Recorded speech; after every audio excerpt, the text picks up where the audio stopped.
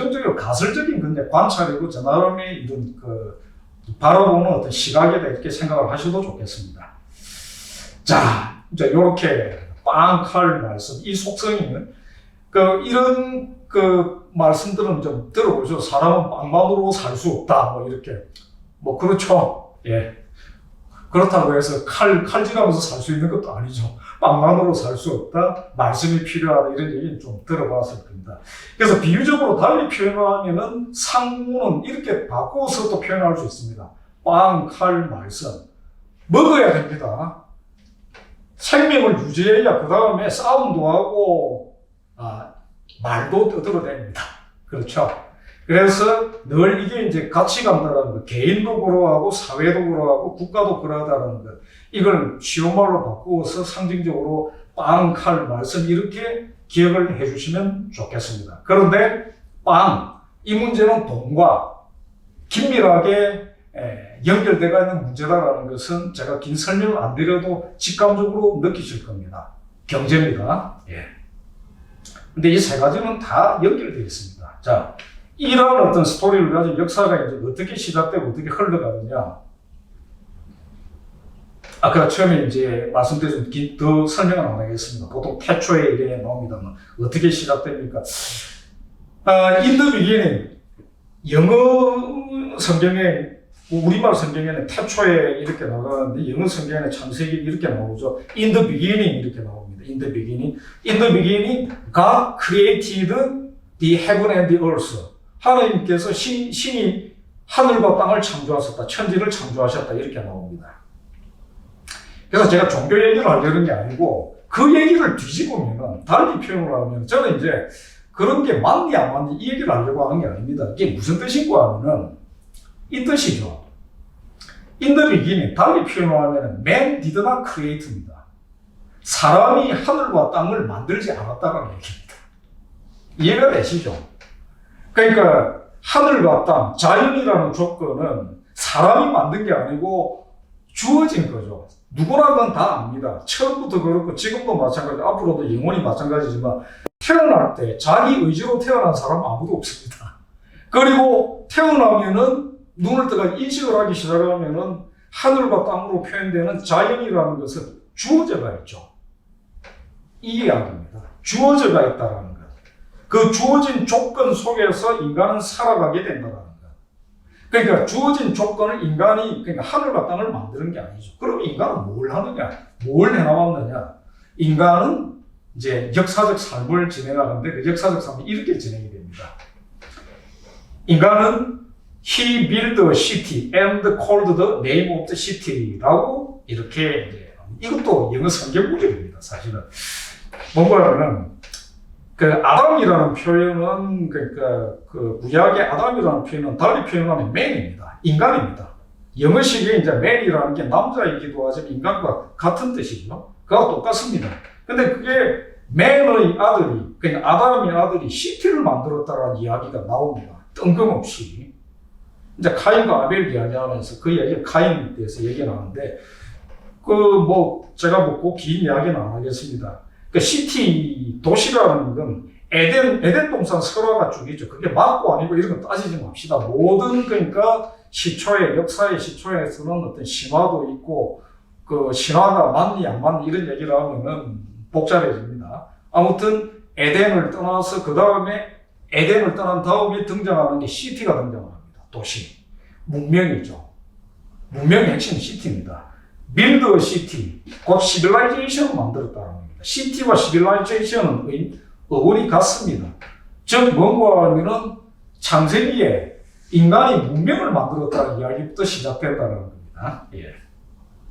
시빌라이제이션은 도시국가라는 뜻의 라틴어 시비타스에서 비롯되었습니다. 시비스가 11입니다. 시민. 시비타스, 시티, 도시국가. 비시빌, 이러면 예의 바르다, 이런 뜻이 되고, 시빌로라고 민법입니다. 시빌을 만들어낸다, 시빌라이제이션이라는 뜻이 바로 그 문명인데, 그것은 컬처와는 다른 의미를 가집니다. 문화와는. 18세기 후반에 이 용어가 정착이 되어서 근대식이죠. 이 용어가 이제 일반화되어서 이제 표준적인 어떤 용어로 굳어져가 있죠. 한자어로는 문명이라고 표현합니다. 그 참고로 알고 가시면 되는 겁니다. 시빌라이제이션의 번역인데, 물론 한자어입니다. 그런데 이 문명이라는 개념은 원래 뭐 중국은 아까도 말씀드렸지만 한 글자로만 표현합니다. 두 글자 문명이라고 표현하면 이제 조금 다릅니다. 이것도 일본식 조어입니다. 메이지 유신의 이제 그 정신적 스승이었다라고 하는 일본의 개화사상가 후쿠자와 유키치라는 사람이 서양 사정이라는 책의 그 외편에서 시빌라이제이션이라는 그 단어를 문명으로 번역을 했습니다. 이렇다라는 거 기억을 해두시면 좋겠습니다. 자, 개념 자체가 다 우리가 쓰는 이 개념들이 다 사실은 이렇게 거쳐서 다 수입돼서 우리가 지금은 보편적인 용어로 공유합니다만 다 이렇게 전달돼 들어온 겁니다. 이런 이야기를 하는 게 또 있습니다. 꼭 남아있죠. 이게 조금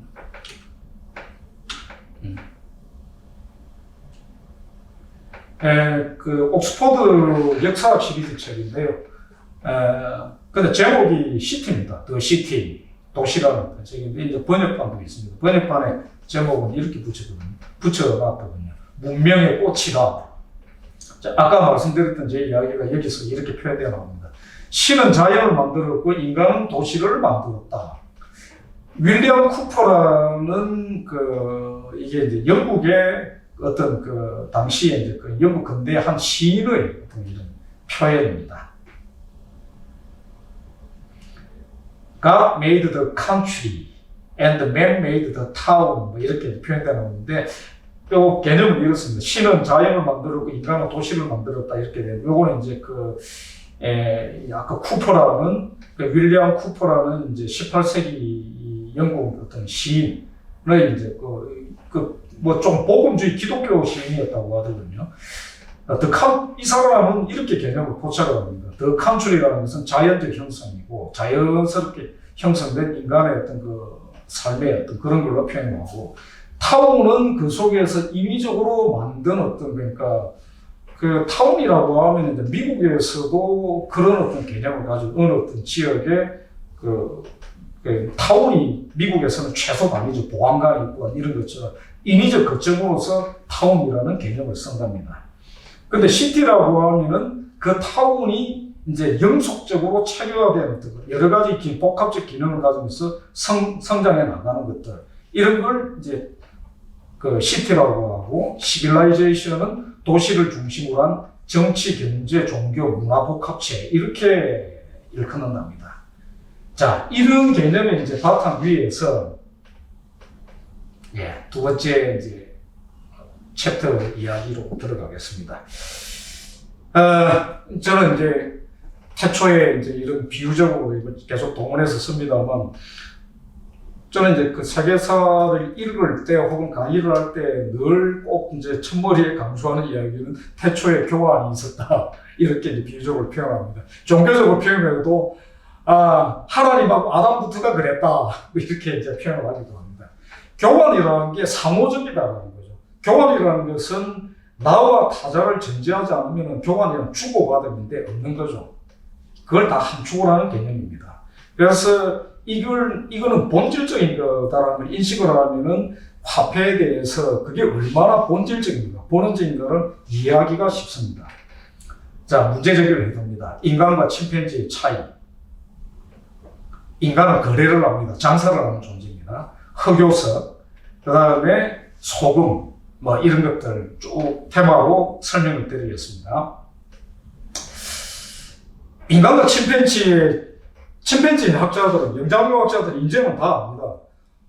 이거 뭐 침팬지를 대표로 하는 영장류들이 오랑우탄도 그렇고, 고릴라도 그렇고, 침팬지도 그렇고, 상상한 정도 이상으로 굉장히 영리하더라라는 것을 이제 다 압니다. 다 아는 이야기가 되어 있고, 뭐, TV만 틀어도, 방송으로도, 유튜브에서 검색을 해봐도 나옵니다. 얼마나 이들 영장류가 사실은 생각 이상으로 똑똑한지 도구도 씁니다. 그런 것들도 알 수 있고 나옵니다. 심지어 이제 농담 같은 영상 이런 것도 있거든요. 담배 피는 침팬지도 있습니다. 라이터하고 불 붙여가 담배 피우는 이런 것도 봤는데 인간한테 배운 거겠죠. 아무튼 간에. 그리고 이제 정치적인 면모를 보이는 것들도 그 관찰에 대해서 이걸 책으로 남긴 이런 것도 있습니다. 침팬지 팔리틱스라는 책인데 거기에 묘사되어 있는 내용들을 보면 우째 그래 인간하고 닮았는지 반대죠. 인간이 그걸 닮았다라고 해야 정상이겠죠. 근데 또 다르게 이렇게 쭉 이걸 해보면 차이가 나는 대목이 있습니다. 어마어마하게 닮고 심지어 도구를 쓰는 모습들도 원숭이들 속에서도 관찰이 되는데 확실히 그러니까 굳이 조금 이렇게 물론 반론이 있을 수도 있겠습니다만 이거는 구분이 되는갑다 할 수 있는 건 저는 이렇게 이야기를 합니다. 뭐 저도 말하자면 책을 읽고 그렇구나 하고 동의를 나누겠습니다만 인간은 장사를 한다는 겁니다. 거래를 한다. 그래서 어떤 사람은 이제 인류학자입니다. 독일의 이제 인류학자인데 그 비즈니스 잼, 그 비즈니스 유전자라는 건데 다스 비즈니스 잼이라는 어떤 표현으로 인간에겐 비즈니스 유전자가 있다라고 비유적으로 표현을 하면서 인간과 다른 영장류의 가장 큰 차이는 인간은 장사를 하는 존재다라고 표현을 하기도 합니다. 장사를 할 때 뭐가 있어야 되죠? 뭐 물물 교환도 합니다만 물물 교환은 결국에는 화폐를 쓰게 되죠. 그렇게 간다는 겁니다. 그래서 저는 돈을 사용하는 화폐를 장사를 하는 존재, 교환을 하고 거래를 하고 장사를 하고 돈을 사용하는 존재로서의 모습이 다른 영장류들과의 차이다 이렇게 말씀을 드립니다. 그래서 이제 본격적인 화폐의 등장 이전에 흑요석이라는 아까 그 챕터 제목에서 나왔습니다만 흑요석 들어보셨는지 모르겠습니다만 흑요석 유물이 굉장히 고대 유물로 선사시대 유물입니다. 지금 얼핏 보기에도 굉장히 날카로워 보이죠. 이게 이제 어느 정도로 날카로운가는 잘 깨지기도 합니다. 그런데 뭐 아주 뭐 두드리면 물론 깨집니다. 근데 굉장히 날카롭고 해서 이걸 가지고 수술칼을 만들 수 있을 정도입니다. 그래서 광범위하게 도처에서 이제 발견이 되는데 석기 시대의 대표적인 칼 재료입니다. 굉장히 날카롭고 그렇습니다. 근데 이 흑요석이 재밌는 게 흑요석이 나는 산지와 발견되는 곳, 그러니까 사용돼서 발견되는 곳이 다릅니다. 거리가 굉장히 멀리 떨어져 있어요. 1000km씩, 2000km씩 떨어져 있기도 합니다. 그 얘기는 뭘까요? 어쨌든 간에 그 산지에서 만들었다 칩시다. 그렇다 하더라도 이동을 했다는 거겠죠. 아무튼, 그러니까 흑요석 유물이 흑요석 산지에서만 발견되는 게 아니다라는 것. 그래서 통상 많은 학자들이 이야기를 합니다만 선사시대입니다. 그러니까 문명 이전입니다만 이때도 흑요석의 산지와 발견된 것의 차이를 보면 교역이 있었던 것 같다.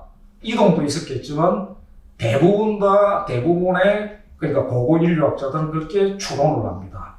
흑요석 도구들이 이렇게 다양하게 있습니다. 굉장히 정밀한 것들도 있습니다.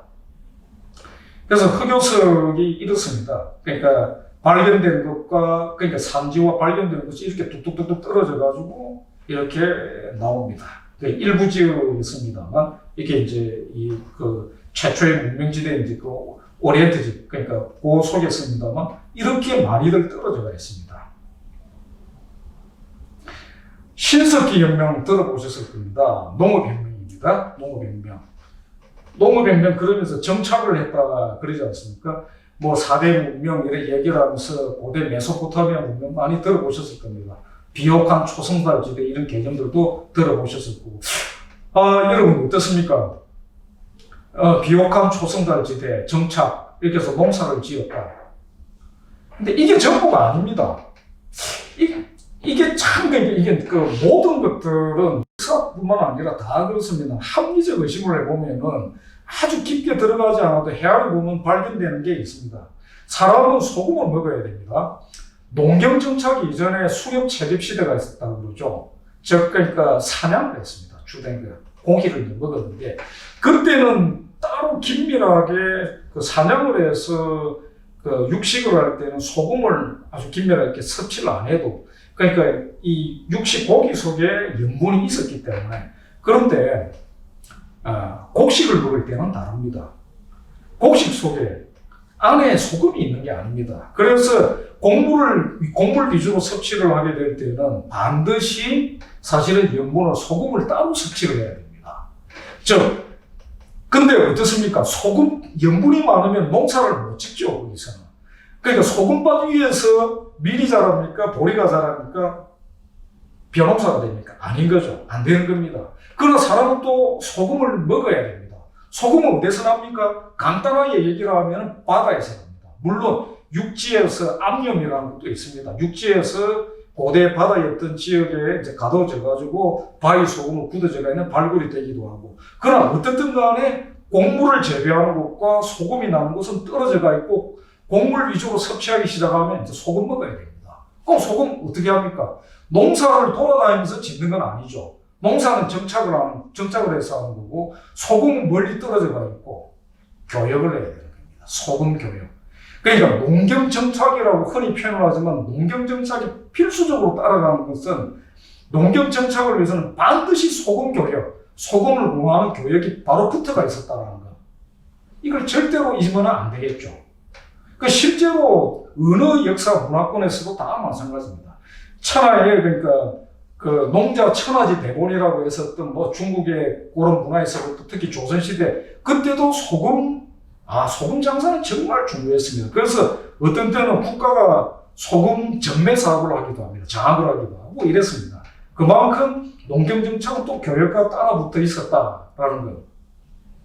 자, 흑요석과 교역. 그러면 이제 그럴 수밖에 없구나라는 게 이해가 되시죠. 문명이라는 것은 교역하고 분리되는 게 불가능하구나. 자, 문명을 이야기를 할 때 기술을 이야기를 하고, 농경 정착을 이야기를 하기도 하고, 그 다음에 정치적 쟁점 여러 가지 이야기를 하기도 합니다만, 제가 하필이면 이렇게 강조를 하는 것은, 어떻든 간에 뭔가 필요한 것을 구하는, 거기에서 산출되지 않는 것을 구하는 교관과 교역, 쉬운 말로 장사라는 것은 절대로 떨어지지 않았다라는 것들, 늘 붙어가 있었다라는 것. 그리고 그것을 위해서 어떤 형태로든 간에 화폐라는 것들이 따라다니고 있었다. 물물교환도 있었겠지만 교환의 매개물로서의 또 화폐라는 게 있었다는 것들. 그걸 생각을 해뒀으면 합니다. 그래서 그런 걸 보여주는 고대의 사례들이 있습니다. 뭐 로마도 그랬고, 인도도 그랬고, 뭐 중국의 한나라 시대도 그래서 수메르 때도 이미 그랬습니다. 메소포타미아의 수메르 문명과 인도의 인다스 문명이 긴밀하게 연결되어서 교역을 했다는 것들이 발견이 됩니다. 청금석이라는 게 있습니다. 라피스 라졸리라고 하는데 참 유명한 유물들입니다. 도장을 이렇게 만들고 해서 굉장히 아름답고 고가였습니다. 근데 이 라피스 라졸리도 산지가 제한되어 있는데 광범위하게 발견이 됩니다.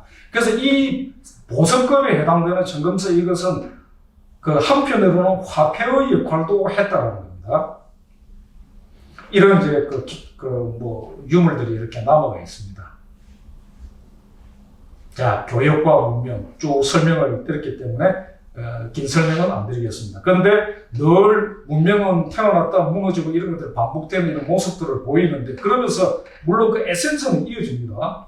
그 상속되도록. 그런데 그 문명을 다루던 정치체는 무너져 들어가죠. 뭐가 무너지면 결정적으로 붕괴가 되느냐. 교역망이 무너지면 그냥 날아갑니다. 자, 뭐 이제 익숙해서 알만한 분들도 아시겠지만, 천하의 근본이 농사가 아니라 상업이다 이렇게 하는데 글이 있습니다. 뜬금없이 이제 확 건너뛰는 이런 글인데, 누구 글 같습니까?